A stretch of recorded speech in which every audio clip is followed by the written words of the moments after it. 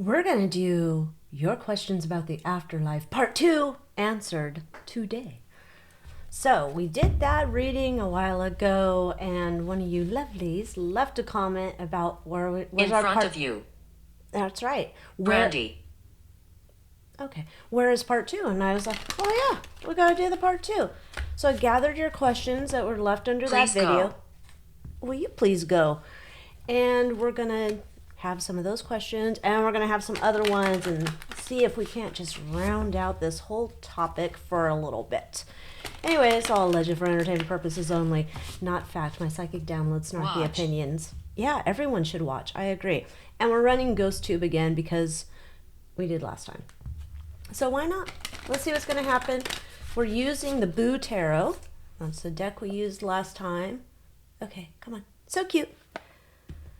And hopefully this does not get Why? Donald.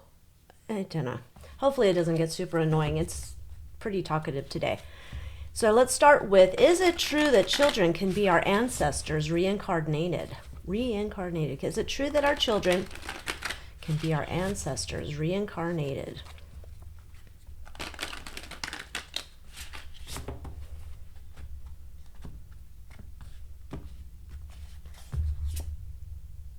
There's the star.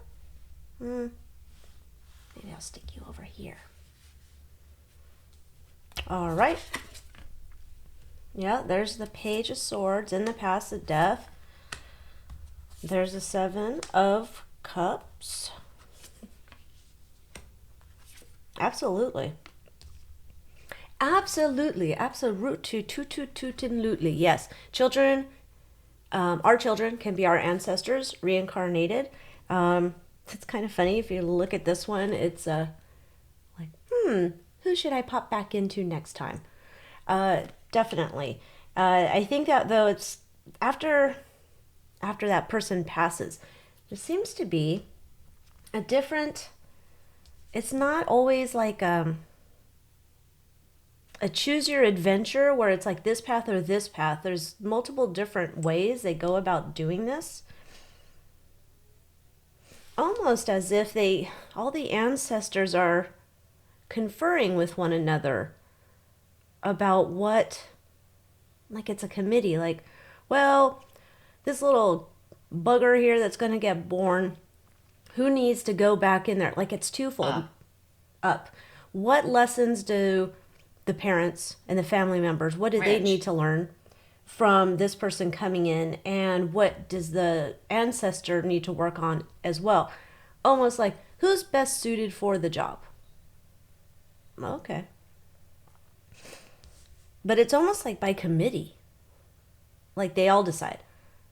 I know we were talking that they're all talking about it, but it's almost like everybody's like, for the ancestors and future, the family line, they all have to like say, yep, sounds good to me. Okay.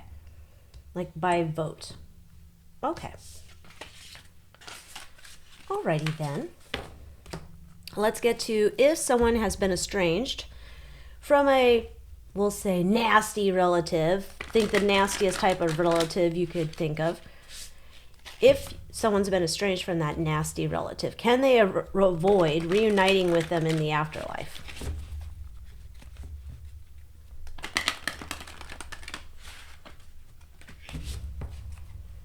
I mean, there's some people I don't want to see, I tell you that. The Empress, the Six of Swords. In the past, there's our big old happy family. We have the Knight of Swords. Okay, interesting. So yes, you can avoid the nasty relative on the other side. In the afterlife, you can avoid them for sure. However, apparently when you get over to the afterlife, there's this idea where they would prefer that you work on your problems, if possible. Not required, but it's almost like there's a more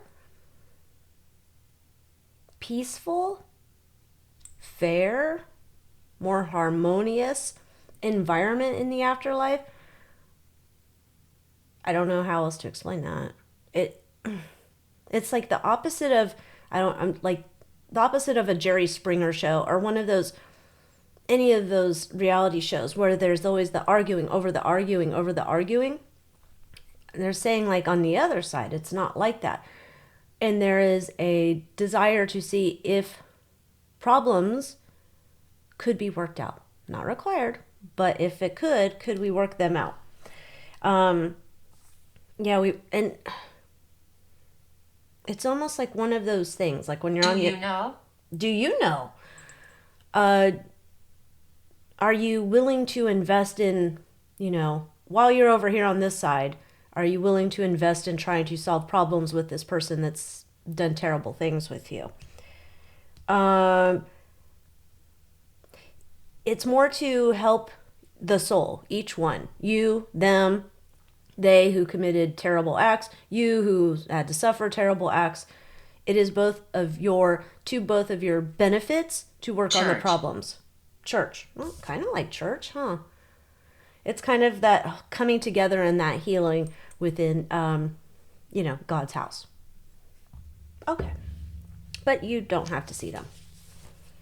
It's just preferred you work on your problems if you can. Okay. What happens to the souls of or consciousness of cloned individuals when they die? Do they have souls like everyone else? Okay, so the first part's like, what happens to the souls of the cloned people when they die? Let's see.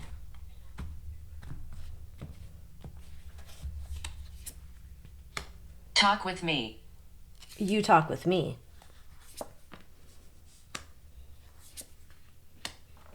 I don't know that clones have souls. I'm just... Car. Yeah, I don't know. Do cars have souls? I don't know.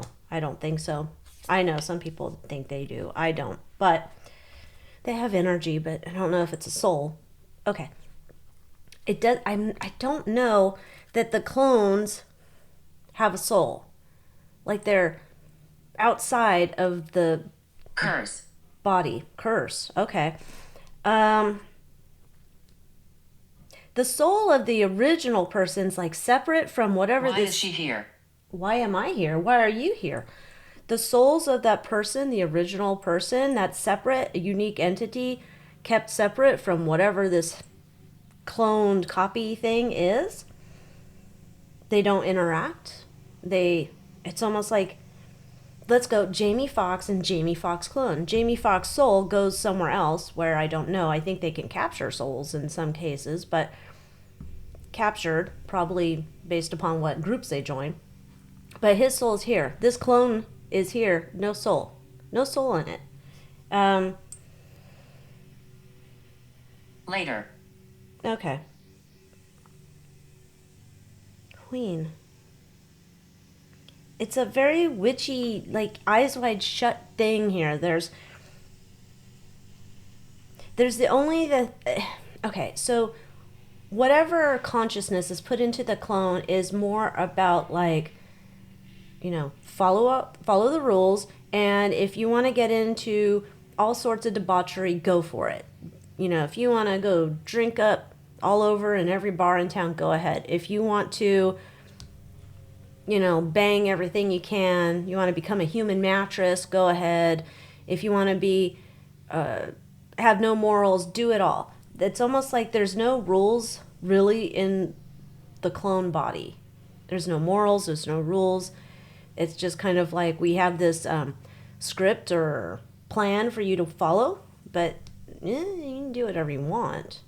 So the person's original soul's not there with that clone. Okay. I'm going to do another reading later on, some point, about clones. What is the afterlife like for psychopaths or sociopaths? And why might some souls choose a life as a psychopath or narcissist? What lessons do they and others learn from their experience? So, what is the afterlife like for psychopaths and sociopaths? That's kind of interesting. Like, what's Richard Ramirez up to on the other side? Not, ugh. Well, I assume I don't know what he's doing. How should I assume?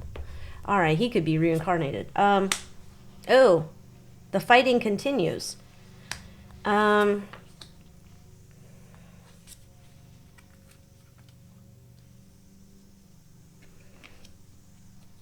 Fight.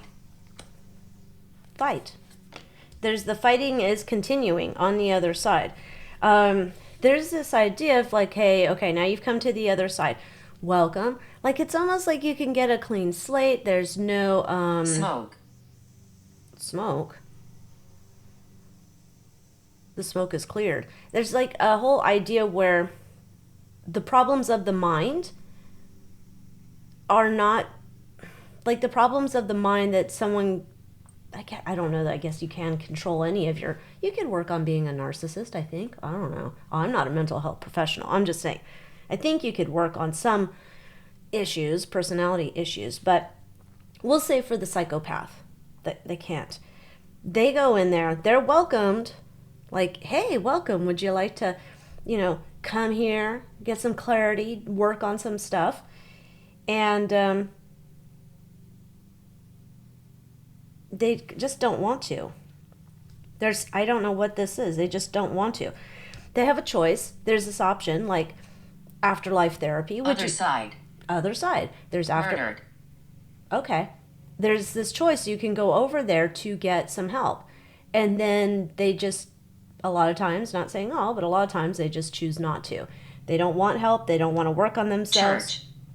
Church? Yeah, they're not going to any church here. It's like a continued isolation for themselves of, I don't want to fix. None of you people seem to understand. There's not even an idea of that there could be someone like, say, God's like, no, I love you. I want to help you. Doesn't register. So they kind of stay isolated. So why? Where are you? Where are you? Why? Knees. What's happened to let's say the psychopaths or the sociopaths? What's happened to them that they don't seem to, like, what's their deal? They don't seem to want to fix it. They seem to reincarnate, I guess, reliving that. Maybe they're diablos. Oh, yeah. They are. They're like, I'm not going to say that they're demons, but they do have that, it's just inherent in them, in their soul for some reason, and I don't know why. Please come back. Hell. Okay. It's just a weird thing in them. I don't know. I can't say it's a demon, though. It's not Ghost Adventures where everything's a demon here. It's not a demon, but there is some type of thing where every time they reincarnate as this thing, that the sociopath or the psychopath or the whatever, the bad ones, right? And it's choose your adventure, like pick your bent or your bend where you're like, oh, well, this time I'm going to be a psychopath. Next time I'm going to be a sociopath. Next time, like whatever the terrible disorders are. That's like, those are the categories they slide themselves into. And it's like their mission is to bring chaos and to hurt people. And like they're scouts of chaos. Like, where can I create the greatest amount of chaos? How can I do it? 5. There's a group of them. Like they... Why? Why are they doing that? Guardian.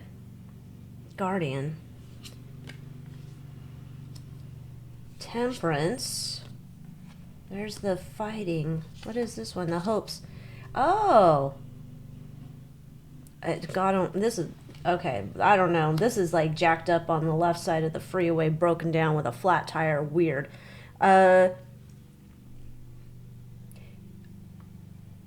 In some way, shape, or form, people who encounter these people in the world, it is for these people who encounter them or suffer at their hands, like say Richard Ramirez comes to your house and cuts your head off, there's some Talk with me. lessons within that the people, the family, because we have the family card, they somehow learn some lesson. I don't know how that's cool, but there's some lesson. This is like one of the nastier ways to learn a lesson, though.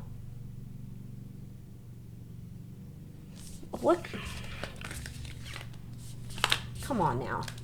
Because I'm just like, we got our sneaky snacker here. Come on now.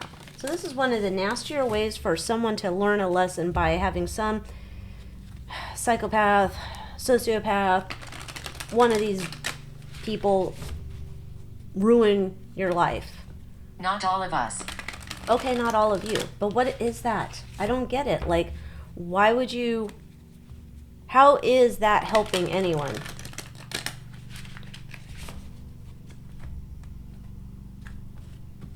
It seems very cruel.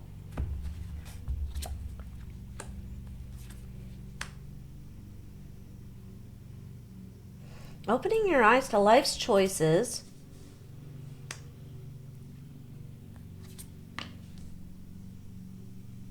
Okay.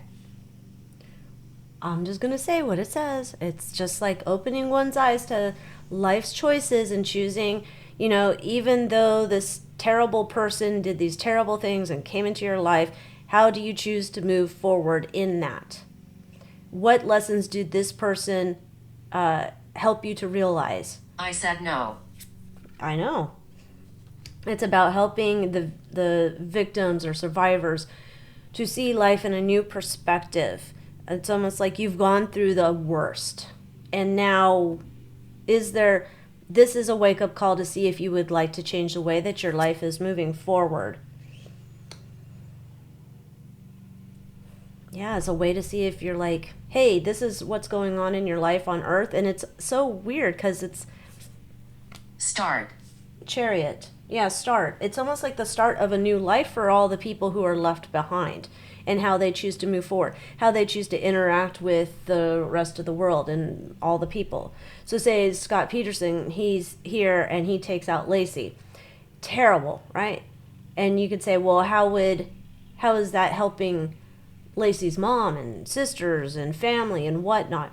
Each of them then, in the wake of all of this, and I'm not saying that this is what's happened, but the idea would be, in the wake of what has happened, and knowing that life is so short and so precious, and you could have your own Scott Peterson in your life, what changes do you make moving forward?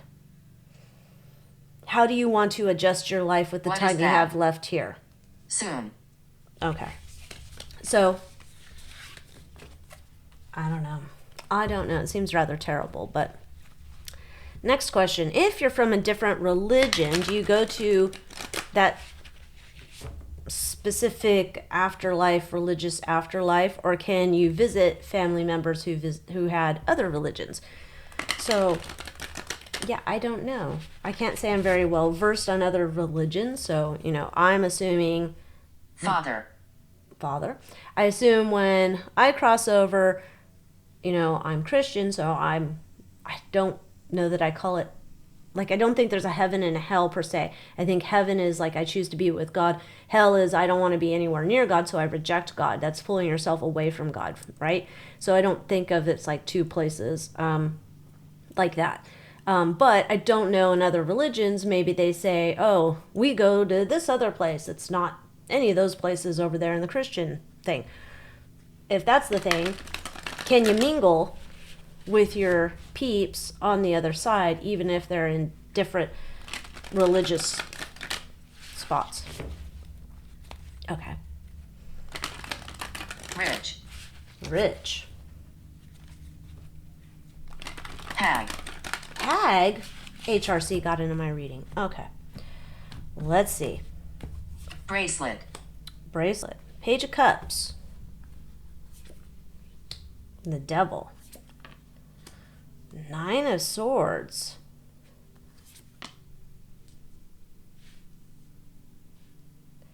you may mingle with whoever you would like to mingle in the afterlife. The thing that would keep you from mingling is you still have your consciousness on the other side. So if you choose to hang with your peeps with this religion and you choose not to mingle, that's your choice. If you want to mingle with them, go ahead. It seems to be very much like, it's not like there's some ruler of religions who says, if you go talk to your Aunt Maud, you're out. It's not like that. That would be your own thinking. Like, oh my gosh, if I go talk to Aunt Maud and she wasn't a part of our religion, what happens? And it's like, no, you can go talk to them. Full. You can go talk to them. It's that seems to be like a constraint here, I guess. Some religions like Hiding. Some religions where you are excommunicated from that and you can't talk to the people anymore. It seems to be more of a thing that's on an earth thing, not on the other side. When praying to deities, do they always hear you? Gun. When praying to deities, do they always hear you?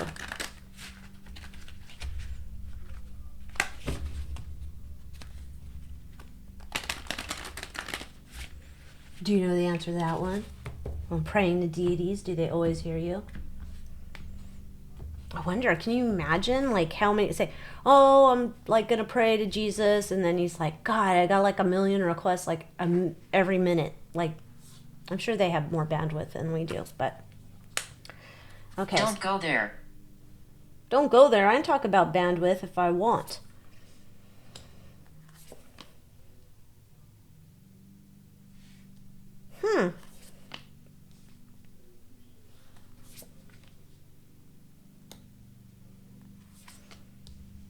Okay, now this is interesting. So when you're praying to whoever, there is this interesting thing that there's mentioning a thing about being sincere, right? There's something. Can you feel me? Can you feel me? Being sincere in that Are you a friend? Are you? There are being sincere here where you're truly. How did you get here? Give it a rest, bro. The deity that you're most aligned with, or deities, like say if you're totally into one, maybe there's a couple side ones, like say, okay, I'm into Jesus, and then I got Mary, and then I got, I don't know, Paul, whatever. Are they deities? I don't know. Anyway, the ones that you're most aligned with, there's almost like there's a piece of them that's always residing within you. And so it's not a problem. It's like an interconnectedness. So I don't know what that would be. But there's always a piece of them within you. So it's not like they've ever left you. There's like always this like direct, I don't know, telepathic communication. Who is that? And I'm going to turn your ass off. I don't know what the fuck you're talking about. You can always communicate with them. However, there's this idea that the communication should be in sincerity. Look. Excuse me? Shut it. Okay. The sincerity should always be there when you're communicating with them. It's almost like, don't call on me in, like say, I'm wishing for a good parking spot. Please, God, give me a good parking spot. Don't be wasting their times with that kind of stuff. They don't want that stuff. There should be a specific strategy of when you're coming in all sincerity to a deity to speak to them, to ask, to request for them to intercede on your behalf or whatnot, that it is an earnestness. But they are there. But it's like this thing of wanting to make it like, don't just willy-nilly call us up for everything. And it's like you're calling up for a perfect parking spot. Like, we're not in charge of that. I don't know if there's a God in charge of perfect parking spots or a deity, but it's kind of like they hear you, but there is a desire that it would be more in earnest and not for random, seemingly insignificant requests. Can loved ones in the afterlife influence our decisions or guide us through our life challenges?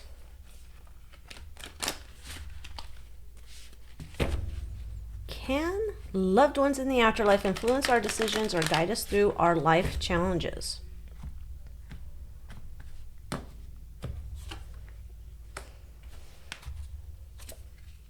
Yes, it is their great pleasure to do so. How cute is that judgment card? Look at that. It's got the little sparklies on it. So yes, they can. They are there with extra guidance, extra knowledge, crank it up a notch, whatever you need. They're there kind of watching. So it's like very guardian angel type thing. They're watching when you're sleeping. They're watching when you're awake. Oh, yes, they are. They're looking out like around the curve, around the bend, around the corner. They're looking out. They're always there for you. So yes, the loved ones are definitely keeping an eye out, got your back, helping you. Much like the toddler's first beginning to walk, and you're trying to avoid that they, of course the toddler, they'll fall, but you're trying to avoid that they don't like hit their head on the coffee table. Okay, so however they can help without affecting your free will, that is what they're doing. How do the spirits in the afterlife view time compared to how we experience it on Earth? How do spirits in the afterlife view time compared to how we experience it on Earth?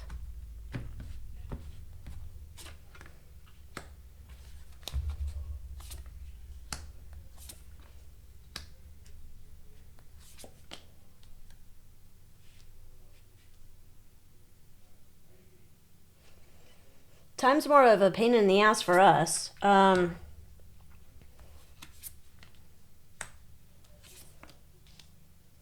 I don't know if they have time. It's almost like time got left behind. Like the time is like there's no time over there. I don't know how that relates to us. I'm sure there's going to be someone who's going to tell me what it is in the comments. But there's this idea like to us we function better with time as a measurement. It helps us to function. However, at the same time, it's a burden. So it's a time's either working for you or against you, and it's kind of like one of those things where you're just constantly in between, like oh my gosh, I love time because I can keep a schedule and I can get these things done. Oh my gosh, I don't have enough time, and time's always working against me. On the other side, they just keep moving. Like things are awesome. Don't have time. Don't need time. Fuck time. Time's not their thing. It's just memories, ideas, communication, like however much time you would need. Not a thing, but however much time you would need. No problem. You're not missing out on anything. You're not late to something. You're not early to something. There's no time. You just have experiences, memories, communication, things. There's no time. We're the ones stuck on the time thing.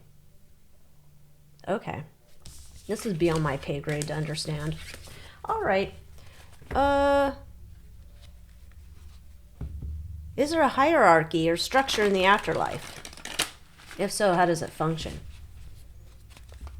Can you imagine I get to heaven and King Sausage Fingers up there, please kiss my ring. And I'd be like, kick sand. I ain't kissing nothing.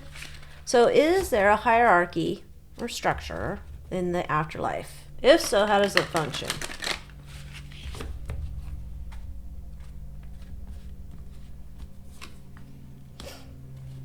Page of Wands.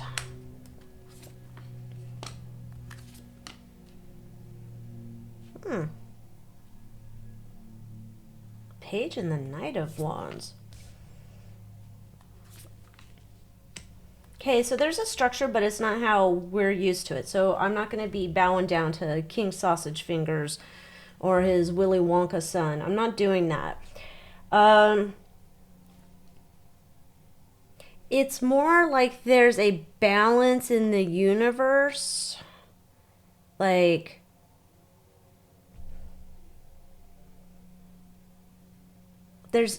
you don't need it. I don't know if we're all self-guiding GPS here. Um, like we're all doing our work. We're doing things on the other side. There's no like self-manage. We don't need a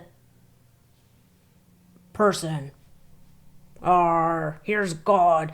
God says you go in that corner and God says you work on your issues. There's not that. It's like you're very well aware of where you are and what you need to work on or if you need to work on or whatever your job mission things are. You already know about it. There's no one over there telling you, "Hey, you can't eat with us or you can't be in this realm or you can't be like there's no like ruling like that. There's like just the universal balance, and I this depends upon if you choose to be like with God or away from God, right? You know, the heaven or the hell type idea. And if you're choosing to be with God, there's like you don't have structure. Oh, Chuck wouldn't be there anyway. He wouldn't be where I am. But yeah, there's that idea. So like because of your choice of or do you want to be with God or do you want to be against God? You don't believe in God and there is no God and you're over here in this land, then you don't have any rules over here either. You're all just like doing your things. And then the ones over here, you're all just doing your things. There's no hierarchy. So if I get up there, when I get up there and I want to say hi to George Michael, I can. I want to say hi to Elvis, I can. You know, like you can mingle, you can, but it's almost like there's no like cliques, clubs, groups. There's no velvet ropes. No. Interesting.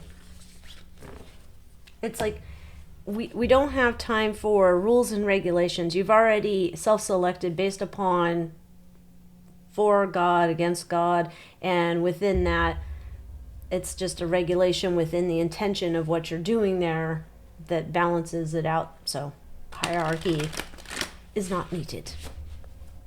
What happens to souls who are restless or have unresolved issues after they pass away?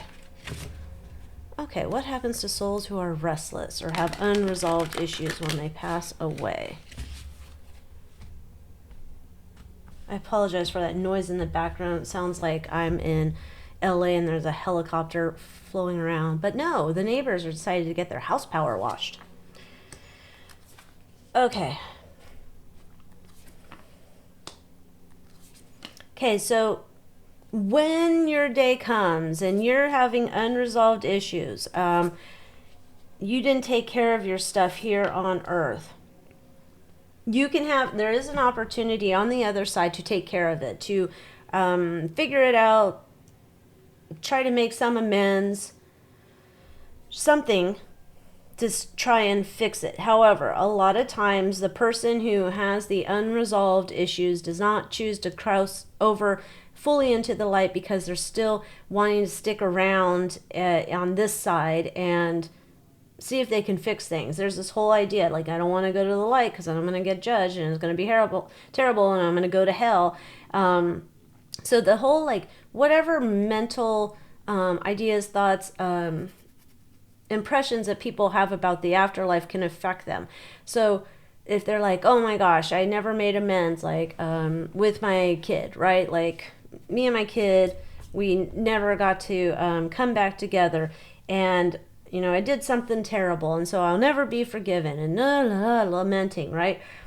Well, the soul's showing like if it can just keep itself here thinking, well, I'm not going to go over there and have this judgment. I think I'm going to get at the pearly gates, so I'm going to stay over here and just there's an idea at some point there's another opportunity or another entity or ghost spirit whatever that comes around back to this person trying to help them to see like, no, we can help you work on things and resolve what issues you have.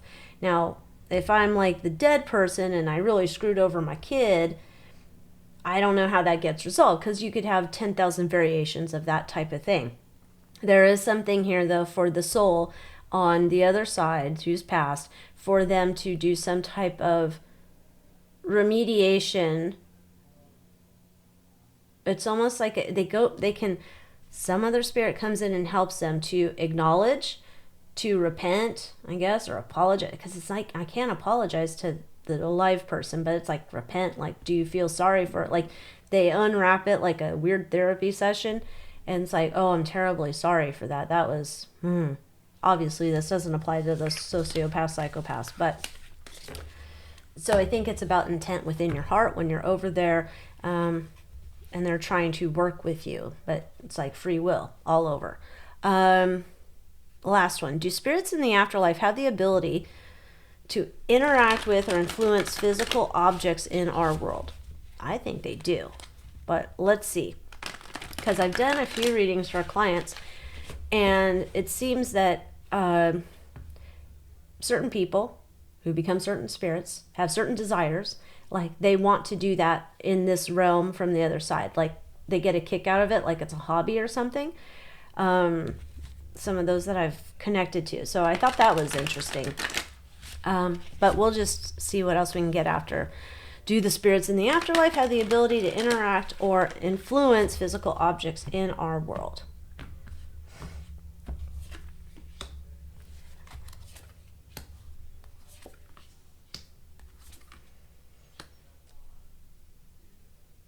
Yes, they do. It's interesting because it's a lot of times it is related to emotion when objects are moved.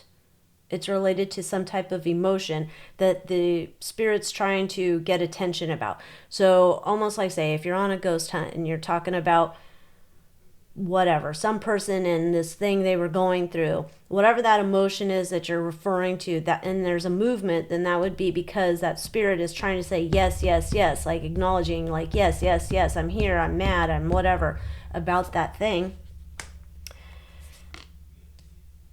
Yeah, it's an emotional response. It's just emotional responses. Now, I'm not saying this is like, the poltergeist thing, but for spirits who can affect things, it's an emotional response for them. They're trying to connect and they want it to be tangible. So we're talking about, like, let's say we're talking about, someone, okay, Richard Simmons. Someone comes in and Richard Simmons, like, we'll say his house. And they're like, oh, gosh, I really loved Richard Simmons. He was such a nice man to me. And he had a heart of gold. And I thought he was amazing. But, I could see pain in his heart. And then if you heard, then it'd be like, maybe not 3 knocks, but pain in his heart. And it's like, what? And it's like, yeah, he had pain in his heart. So it's like a confirmation. It's a confirmation. Like, yes. And, I don't know why they want to have a further communication on that. I guess it's case specific. But it's an emotional response that usually provokes them to move physical objects. It's not like, ooh, I want to scare you. There's something happening before that. They're trying to connect to the emotion of whatever is being said. Now that makes me wonder, do they interact? Do they move objects in the physical world if they move them without an emotion? Is that possible? Is that a thing? Because this one's just saying, like, there's some emotion tied to the moving, but can they move them without physical or emotional ties?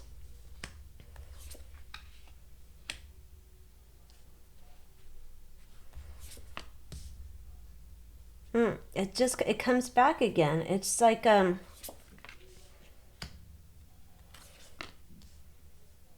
most times, now I'm not talking about El Diablos here, but most times when there is the movement of objects or sounds or knockings or whatever that's going on, it is intended because it is trying to be a physical thing that the human can hear to connect with their person. It is like, it's a confirmation. It's trying to make you be like, oh, they're here. So if they're moving an object, it's just a different way for them to communicate, to say that I'm here. I'm in the house with you, or I'm in the whatever with you.